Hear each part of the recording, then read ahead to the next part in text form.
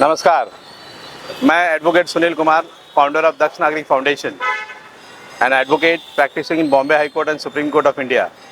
सबसे पहले देश के जितने भी सैनिक हैं उनको प्रणाम। आज का जो दिन है 20 मई 2024, ये भी एक तरह से आज हम सब भी एक सैनिक ही हैं। मेरी आप सबसे अपील है कि आज का दिन अगले 5 साल के विकास को निश्चित करने वाला देश है। जब से मैं पढ़ाई कर रहा हूँ और जब से मैं इतिहास पलट कर देख रहा हूँ, तब से हम ये सुन के थक गए हैं कि भारत एक विकासशील देश है, भारत एक विकसित देश होना चाहिए। सारे मतदान जो है, मेरी अपील है कि देश हित में होनी चाहिए, अपनी बुद्धि और विवेक से होना चाहिए, अपनी सोच से होना चाहिए, ना कि किसी प्रलोभन, किसी द्वेष या किसी भावना को लेके होना चाहिए।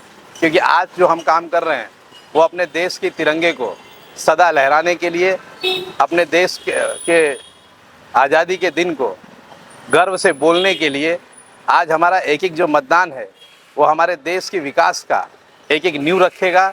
इसीलिए आप सबसे निवेदन है कि जो भी प्रलोभन, द्वेष या जो भी बहकावा है उसको अपने दिमाग से हटाइए और अपने मन से पूछ के, अपनी आत्मा से पूछ के, आपको जो उचित लगे, देश हित में लगे, देश के विकास में लगे, उस विकास के लिए, देश के हित के लिए और विश्व में देश के एक नाम के लिए आज हमें एक वॉरियर की तरह, एक सेना की तरह, एक युद्ध स्तर पर हमें इस जो हमारा इलेक्शन का जो पर्व मनाया जा रहा है, उस पर्व में बिना गर्मी को देखे, धूप को देखे, बिना किसी आलस के भारी से भारी मात्रा में नीचे उतरिए।